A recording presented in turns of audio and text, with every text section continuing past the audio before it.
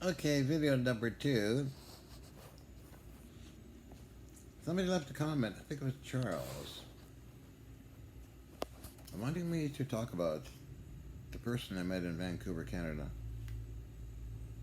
with Stan Regic, who was actually works at Amic Salvage now, I believe. I haven't seen Stan in a long time, but we met up with at the same time Roland Brito came from Germany.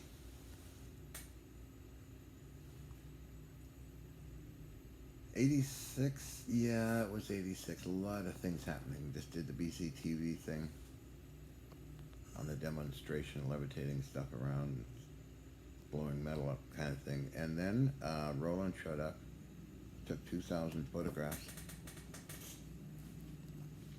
of the setup. And then, what was her name? Petra. Then I met, no, wait a minute, hold on here. No, it had to have been that time frame. 85, 84. I met Thomas Lee Richardson, who was a friend of Nikola Tesla. He lived on 20th Street off of Main Street in Vancouver, British Columbia. He would come to the lab and observe it and said it reminds me of his Tibbs or something like that. He would say he's Scottish.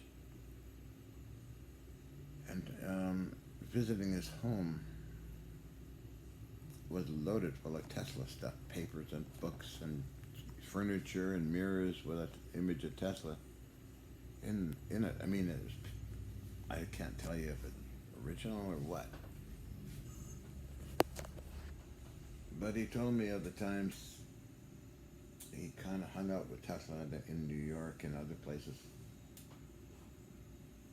As well as, wow, there's a lot of things here. I'm trying to remember now. There's a lot of different things happened with Thomas Lee and friends.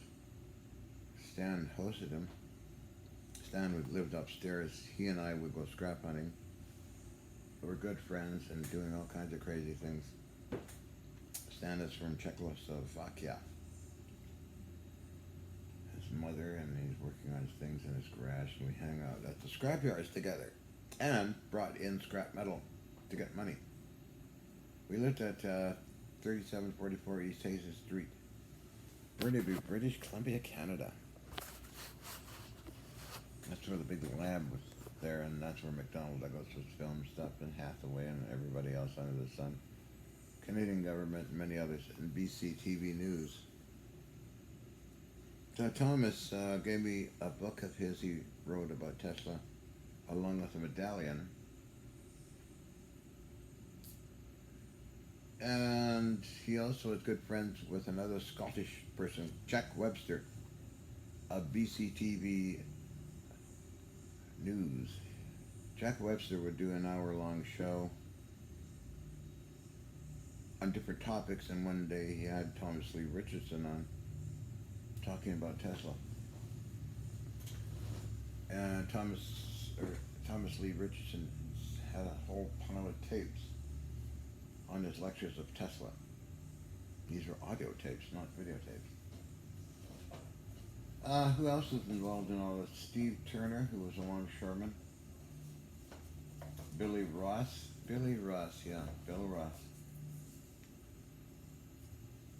was involved. Bill Ross wrote a report on the effects he saw in that time frame. Billy Ross. Hi Billy, you're still out there. And he also met Thomas Lee Richardson. I'd go to his house once in a while and talk, and Stan would bring him to the lab and talk. Stan was a Teslarian, I guess he liked Tesla quite a bit. And same time Roland, Steve Turner. Who else is in this whole group? Somebody else I know. Larry Hampston, who had a trucking company. Brian Borodale, Daniel Bottomley. Daniel and I observed things vanishing and reappearing in that big lab. There was a lot of things going on. I don't know if Gene Manning met Thomas Lee Richardson. I don't know. However, one day we found out that Thomas Lee died from basically old age, I guess. And we got together, all of us who knew him. We wanted to try and save all those documents and furniture of Tesla's. There was the provincial government involved. I think I still got the letter. Canta Realty on Granville Street. I remember having a talk with the realty people. And I was told that, no, well, we can't let you have this, you can't do this and that until we find a relative of provincial government. And then as time passed, we found and dug up information. Cantor Realty basically told us that the contents of the house was shipped to the United Kingdom. There's a lot of interesting stuff there. Anyway, which kind of disappointed us. So, as time passed on, and before that, I was contacted by Lawrence St. Ives of San Francisco. Still got his phone number and address. His great aunt worked for Tesla as a secretary, and she died, and all these papers on the earthquake machine were auctioned off. I gave this information to Dr. White. I think he has a magazine called Wise or something like that, and he did say in an email that he managed to contact relatives of Lawrence St. Ives to confirm what I was saying. That's the last I heard of him. That was about a year or so ago. Jean Comanche knew Dr. White. I believe it's Dr. White. But he put out an interesting newsletter every month. And I put it onto change.org, a petition. But, it's like, nothing happened much there. 74 supporters of it, but then History Channel did a thing on Tesla's missing papers, but I think they got lost in some other world.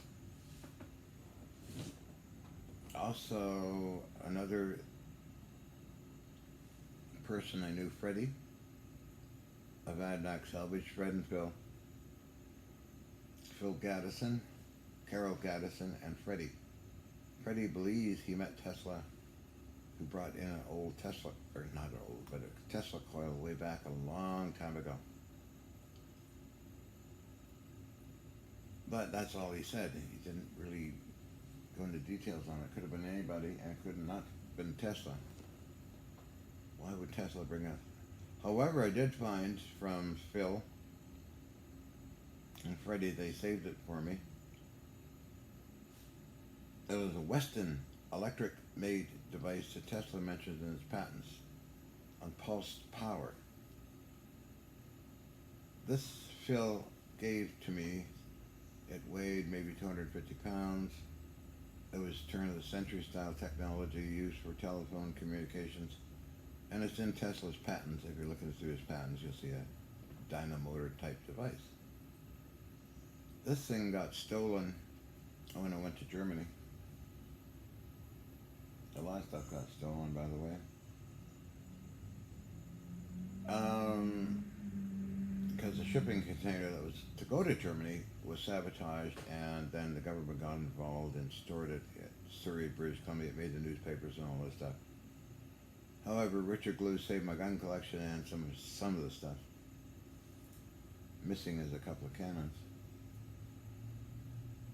Long story. It involves the Supreme Court of British Columbia.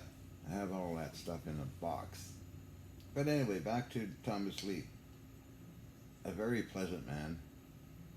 And when I met him, he was quite old. He gave me a document of his, Oh Canada, that he rewrote to a different one. I still got the document. The medallion and other things, I might have them somewhere. The book is by email. The Vancouver Public Library has a copy of it. And the lady at the Vancouver Public Library said it was for sale on Amazon, maybe? I don't know. I still got still got the email from the Vancouver Public Library. Fascinating stuff, so Thomas Lee. I don't know if Roland met Thomas Lee. I don't think so. I think he heard of him or so. I don't know. Let's see who else was involved in all this. Oh, Wesley Baker. Wesley's military surplus? No. Wesley would come visit. He appeared on Discovery Channel on Beyond Invention with me. Talked about what he saw in my lab. Not really a lab. It's a vintage high voltage system. I'm not into labs and all that. I'm not a scientist. I'm not an inventor. But anyway, that's some of the stuff with Thomas Lee Richardson. I wonder how in the heck Stan is doing. Stan and he were very close friends. Tried to find Stan. I know they worked at Amic Salvage, where I got the 90mm anti-aircraft cannon from them, but it was at the 103rd Thunderbird Squadron at J.P. Fell Armory, North Vancouver. I told you that story in another video. So, this is for Charles, who thought maybe I should talk about it or something like that. Any other things? Never met Lawrence St. Ives, who was going to come up. He phoned me during when Colonel John B. Alexander in Los Alamos and Naval Research Labs was sponsoring me for 3 months or something like that. At the same time. Well, that's a long time ago. Anyway.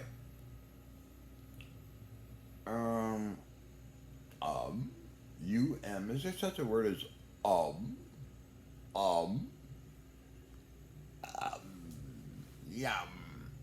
Yummy, baby. Trying to remember as I'm rambling on here about Thomas Lee. Stan would drop me off at his house on 20th Street. Not too far away was Peter Sikora Satellite Electronics on Main Street. It's a walking distance, so I would go there and then go see Thomas.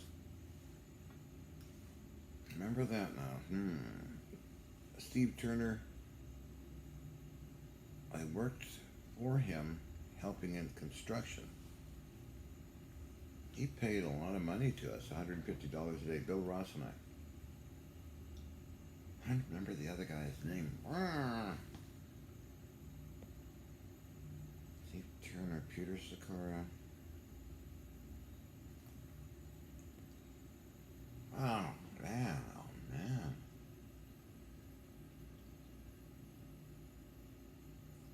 Thomas Lee was a very pleasant person. I remember sitting on the couch reading an unpublished book. It was half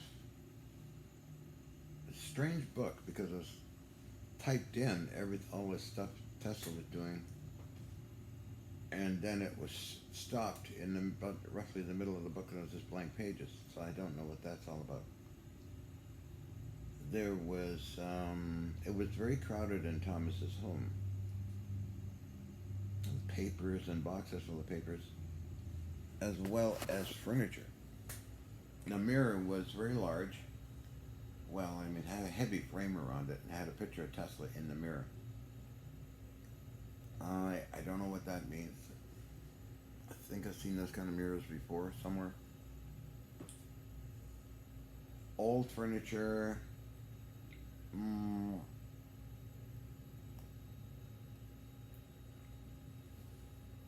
Tesla died in 43.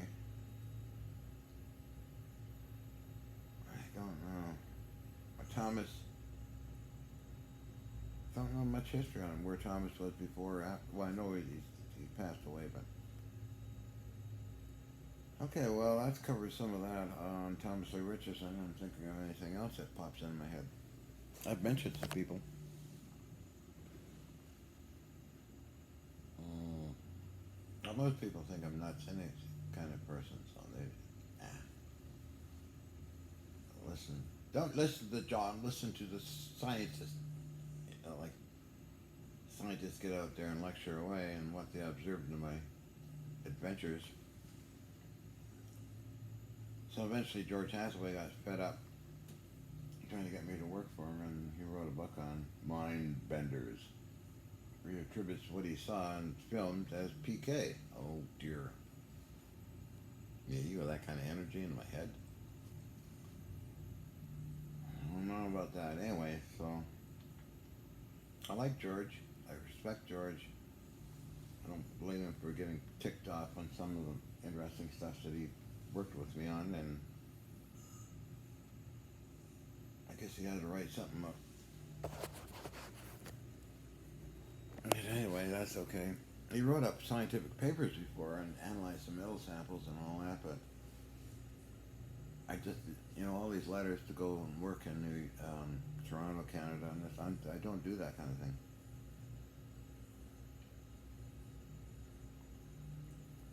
Don't really do that. Because I'm not an inventor, I keep saying.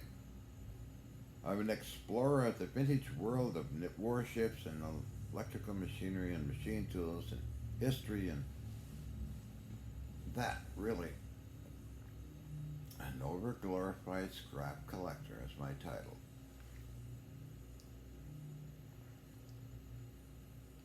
The free energy stuff was kind of an accident. Finding that certain capacitors, crystals, and different devices would give off energy. I mean, finding out a really dramatic way, getting shot across the room, picking up a big capacitor on the floor. Okay. I learned from engineers how they're made and all that, so oddly I was approached by David Carl Anderson of RIA Trade Business Group around the world. RIA Trade. He'll got their cards and information to build something that would, I'd say I could build you something that's maybe a million and a volt, and that's all. Okay, they said, we'll take it, because they were being frauded out by some idiot with something on 2x4s and getting money from them all the time. The whole story of free energy. So many scammers out there. So I did keep my promise. I did build it, and they were happy with it. I'm trying to remember the other guy's name. Anyway, so we were waiting for the Chinese investors, $24 million to invest in all this, but they never showed up, and we went our separate ways. And then I believe George Hathaway and I went with Alex Pizzaro to observe the Alexander motor that was dropped off to them. Another so-called free energy machine. The demonstration was a failure, and I said to George, I said, this thing is not going to work. I examined it. 4 car batteries, the generator, it did run, but it started smoking the batteries. Oh, here we go again, George. Another one of these things. Another fraudulent activity. Like John Searle. A bunch of all those guys out there are crazy. Anyway, not all of them. There's some good ones. Ken Shoulders is really good. Dr. Peter Kukushnik is really good. George Hathaway is really good. Bob Greener's really good, plus many others I met over the years. So anyway, back to Thomas Lee Richardson. It's getting to be a long story at 19 minutes. The medallion is on video. I have Hutchison Lab 1988. What's the name? Filmed everything. Who was that? Filmed all the machinery in the lab as well as myself, and the gun collection, and what else? Mm, Don Muse, the Muse brothers, who are into laser research. I think there's Don and Ron. Ron works for the Navy Department, and Don was into 3D laser technology, and we're good friends, and he filmed everything, and I never heard from him ever again. I don't know. But he gave me a copy of the video, which is the one you see on the internet. Hmm. You also see in that video, see quick clips of the two hand wheels on the wall from the 90mm anti-aircraft gun of mine. And you see the revolving cannon of mine, missing in action. Along with the 90mm cannon, which you see more of it in BCTV NewsHour with Tony Parsons. I'm putting my hand like this and talking to Alan Edwards on the Traverse unit of the cannon. You can barely see that particular unit for setting the bullets or shells to a certain altitude. Anyway, back to Thomas Lee, so that's basically the story. Sorry for hesitating, I'm just trying to remember stuff that comes into my head. The other guy was, can't remember his name, but I have it in writing somewhere.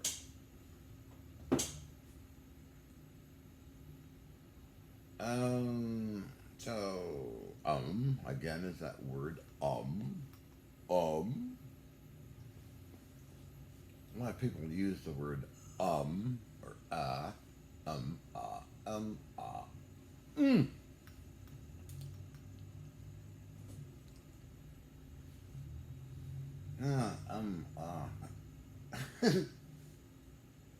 What else people say? Oh, look at, I don't know if you can see that. Through the window? I guess you can. Contrail turned into a big cloud pattern. I wonder how many aircraft take off per day around the world. I had a disturbing dream of global warming happening very fast, as well as will the U.S. get involved in World War III because of Russia, because Russia has close relations with China, and I don't think if that happens, it's going to be a disaster. It's just like kind of a reality check with this whole world going like this: overpopulation, global warming, crazy politicians.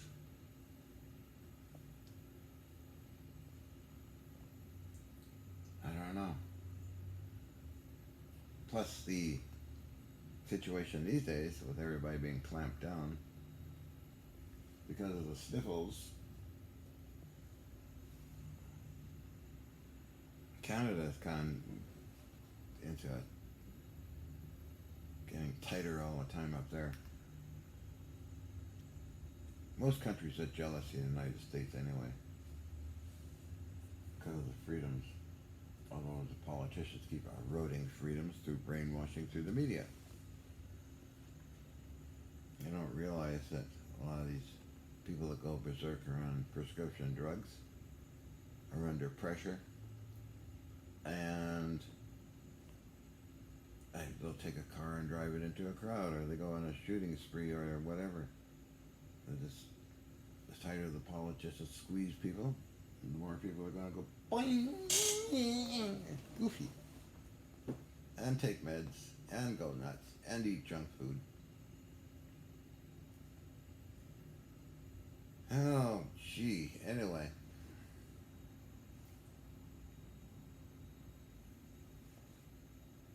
Still trying to remember anything else. So Thomas Lee did mention when watching a demonstration, they're reminded of him in a New York lab with his nibs. So I guess he was in New York. But I don't know the relationship. Sorry, all I know is what I mentioned and seen and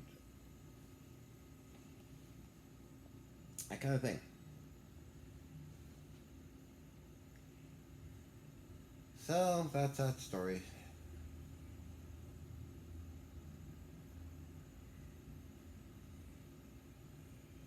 I don't know whatever happened to Larry Hampston and his friend. Oh, I forget his. Well, let's see. I met Dr. Dan. Well, that was later then. That's when I came back from Germany. There was a bunch of Swiss people got involved in all this stuff too when I was in Germany and Canada.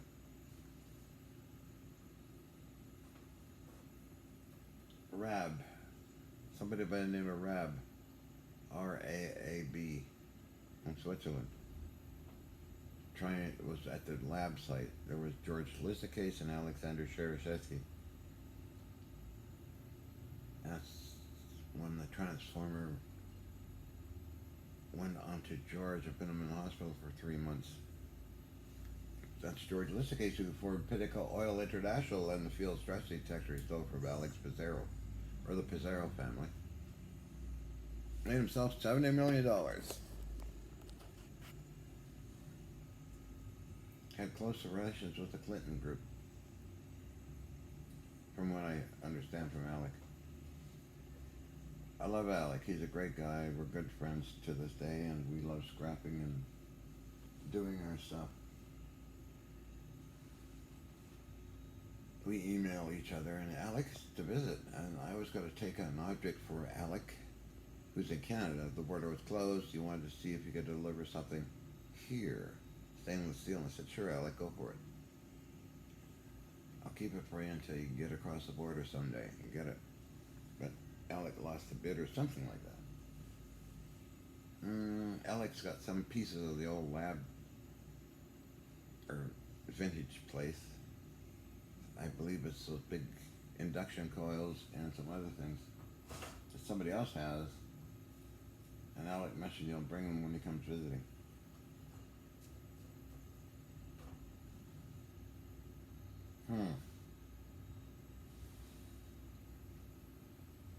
Interesting times. That was last year, was it? I think, yeah. The border was closed. Alec, if you come down, do bring those parts. We'll have a field day talking to the Ravens. They'll talk. They do talk back, and I'm sure you appreciate it. And hi to your mom. Hi to the gang at North Star Salvage, Capital Salvage, MB Superior Metals. We had a lot of fun there. So, the 88, was it, or an 89, before I went to Germany, that whole system was sponsored by Aaron Kovacs, a Boeing company. It's in writing, I have all the papers.